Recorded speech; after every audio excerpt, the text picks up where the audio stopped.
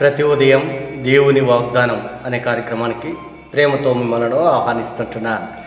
ఈ ఉదయకాల సమయంలో దేవుడు మన కొరకు ఏర్పాటు చేసినటువంటి వాక్య భాగము యెషయా గ్రంథము 53వ అధ్యాయము 6వ వచనాన్ని ధ్యానించుకుందాం. యెషయా గ్రంథము 53వ అధ్యాయము 6వ వచనాన్ని ధ్యానించుకుందాం. యెహోవా మన అందరి దోషమును అతని మీద మోపెను. క్రీస్తునందు ప్రియమైన దేవుని బిడ్డలారా, ఈ ఉదయకాల సమయంలో పరిశుద్ధాత్మ దేవుడు మనకిస్తున్నటువంటి వాగ్దానము, యెహోవా మన అందరి దోషమును అతని మీద మోపెను. ఈ యొక్క వాగ్దానాన్ని దేవుడు మనకును మన కుటుంబాలకును ఆశీర్వాదకరముగాను దీవెనకరముగాను మార్చునుగాక. ఈ యొక్క మాటల్లోనే ఆత్మీయ సత్యాలను ఆత్మీయ అర్థాలను మనం గమనించినట్లయితే, మరి యెషయా ప్రవక్త యేసుక్రీస్తు మరణము గురించి, పునరుద్ధానము గురించి, శ్రమల గురించి ఈ యొక్క 53వ అధ్యాయములో మరి వివరిస్తూ ఉంటున్నాడు. మరి యెహోవా మనందరి దోషము అతని అనగా క్రీస్తుకు సాదృశ్యంగా ఉంటున్నది. క్రీస్తు యొక్క శ్రమలకు మరి సాదృశ్యంగా ఉంటున్నది. యేసుక్రీస్తు ఏ రీతిగా మరి మన అందరి దోషముల కొరకు, మన అందరి పాపముల కొరకు, మనందరి అతిక్రమముల కొరకు ఆయన ఏ రీతిగా అవమానించబడ్డాడు, ఏ రీతిగా బాధింపబడ్డాడు, ఏ రీతిగా శ్రమపడ్డాడు, మరి ఇవన్నీ కూడా ఇక్కడ మరి యెషయా ప్రవక్త మరి మాట్లాడుతూ ఉంటున్నాడు. క్రీస్తునందు ప్రియమైన దేవుని బిడ్డలారా, యేసుక్రీస్తు పుట్టక మునిపే ఈ ప్రవచనాలన్నీ కూడా దేవుడు ప్రవక్త ద్వారా బయలుపరుస్తూ ఉంటున్నాడు. మరి ఆ యొక్క ప్రవచనాలన్నీ కూడా యేసుక్రీస్తు కాలంలో నెరవేరినట్లుగా మనం చూస్తుంటున్నాం.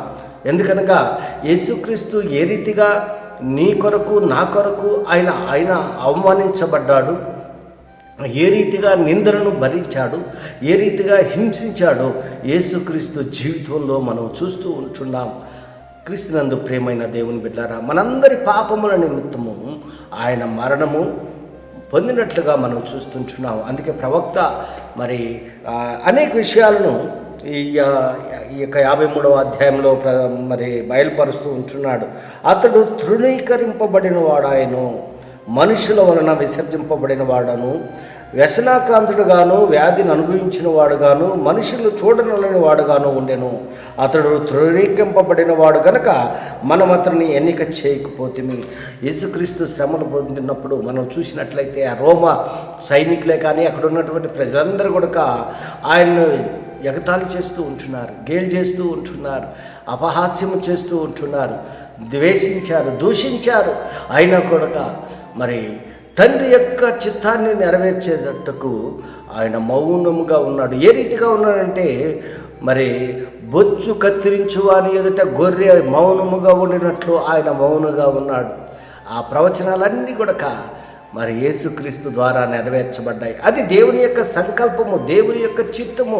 తండ్రి యొక్క చిత్తాన్ని నెరవేర్చిన కుమారుడుగా యేసుక్రీస్తు ఉంటున్నాడు. క్రీస్తునందు ప్రియమైన దేవుని బిడ్డలారా, మరి అన్యాయముగా తీర్పు తీర్చబడ్డాడు. మన పాపములను, మన బాధలను, మన కష్టాలను, మన శ్రమలను, మన దుఃఖాన్ని సమస్తాన్ని ఆయన నీ కొరకు నా కొరకు మరి వహించి ఉంటున్నాడు.